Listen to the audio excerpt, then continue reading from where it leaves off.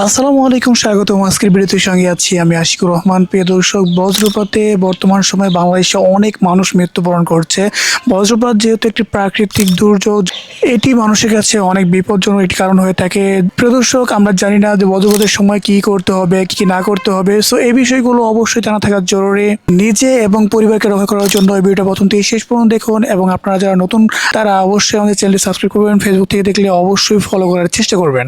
প্রথম কথা হচ্ছে, বজ্রপাতের সময় আপনারা যদি ঘরে থাকেন তাহলে কি করবেন? প্রিয় দর্শক, বিদ্যুৎ সংযোগ বিচ্ছিন্ন করুন। প্রিয় দর্শক, আপনাদের মেইন সুইচ রয়েছে, সার্কিট ব্রেকার রয়েছে, এগুলোকে নামিয়ে দিন।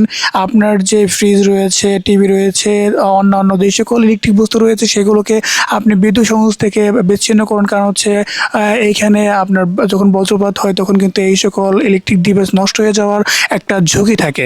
ঘরের ভিতরে থাকলে ধাতব বস্তুগুলোকে অ্যাভয়েড করবেন, অর্থাৎ ধরবেন না, জানলার পাশে দাঁড়ানোর চেষ্টা করবেন না। পাশাপাশি আপনি যখন অতিরিক্ত বজ্রপাত হচ্ছে তখন আপনি পানির যে পাইপলাইন রয়েছে সেটাকে স্পর্শ করবেন না। কেন স্পর্শ করবেন না? প্রিয় দর্শক, বিদ্যুৎ কিন্তু পানিতে চলাচল করতে পারে। সো যখন আপনার বিদ্যুতের পাইপলাইনের মধ্যে পড়বে তখন কিন্তু এটা থেকে আপনি কিন্তু খুব মারাত্মকভাবে ক্ষতিগ্রস্ত হতে পারেন। সো অবশ্যই ঘরে থাকলে এই সকল বিষয়গুলো অবশ্যই এড়িয়ে চলার চেষ্টা করবেন। আপনি যদি বাইরে থাকেন বজ্রপাতের সময় তাহলে অবশ্যই চেষ্টা করবেন খোলা স্থানে থাকার চেষ্টা করবেন না। কংক্রিটের যে বিল্ডিং বাসা রয়েছে সেখানে থাকার চেষ্টা করবেন। টিনের যে সকল বাসাগুলো রয়েছে এগুলো কিন্তু কখনোই নিরাপদ নয়। সো এগুলো অ্যাভয়েড করার চেষ্টা করবেন। এবং আপনি যদি বাইরে থাকেন, খোলা মাঠে থাকেন তাহলে কিন্তু উঁচু স্থানে থাকা যাবে না। পাশাপাশি যদি পাহাড় থাকে সেগুলোর উপরে থাকা যাবে না। চেষ্টা করতে হবে সমতল জায়গা যে নিচে আছে সেখানে থাকার চেষ্টা করতে হবে। প্রিয় দর্শক, যদি খোলা স্থানে থাকেন অর্থাৎ মাঠে যদি থাকেন তাহলে চেষ্টা করতে হবে যে একদম নুয়ে পড়ে, আমি স্ক্রিনে দেখে দিচ্ছি, এমনভাবে থাকার চেষ্টা করবেন। কারণ হচ্ছে উঁচু স্থানকে কিন্তু বজ্রপাত টার্গেট করে, সো সেইখানে পড়বে। সো চেষ্টা করবেন এই সকলগুলো অ্যাভয়েড করে, পাশাপাশি আপনাকে নিরাপদ রাখার জন্য নিরাপদ আশ্রয়স্থলগুলো গ্রহণ করার জন্য।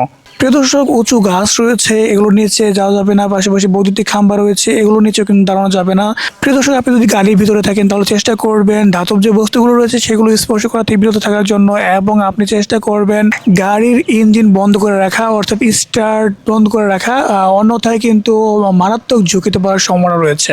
আপনি যদি জলাশয়ের মধ্যে থাকেন বা পুকুরে থাকেন তাহলে চেষ্টা করবেন এখান থেকে উঠে যাওয়ার জন্য। কারণ হচ্ছে বিদ্যুৎ কিন্তু আপনার পানিতে এটা খুব দ্রুত ছড়িয়ে পড়ে।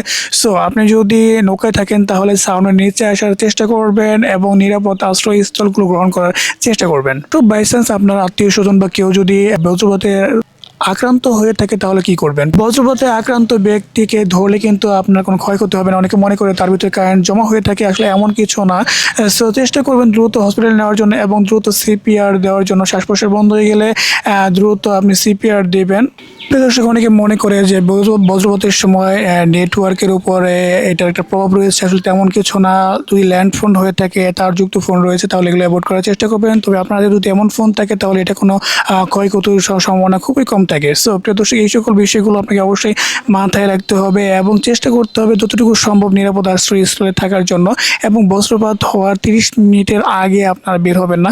সম্পূর্ণ শব্দ হচ্ছে বা বিদ্যুৎ চমকাচ্ছে এমন অবস্থায় কিন্তু বাইরে বের হওয়া, জানলার পাশে বের হওয়া, এগুলো কিন্তু কোনোভাবেই নিরাপদ না। সো চেষ্টা করবেন এগুলো অ্যাভয়েড করার জন্য, তাহলে নিরাপদে আপনি এবং আপনার পরিবার পরিজনকে রাখতে পারবেন। সো প্রিয় দর্শক, দেখা হচ্ছে পরবর্তী কোনো ভিডিওতে। সে পর্যন্ত সকলে সুস্থ ভালো থাকবেন সে প্রত্যাশায় আজকে ভিডিও শেষ করছি। আসসালামু আলাইকুম।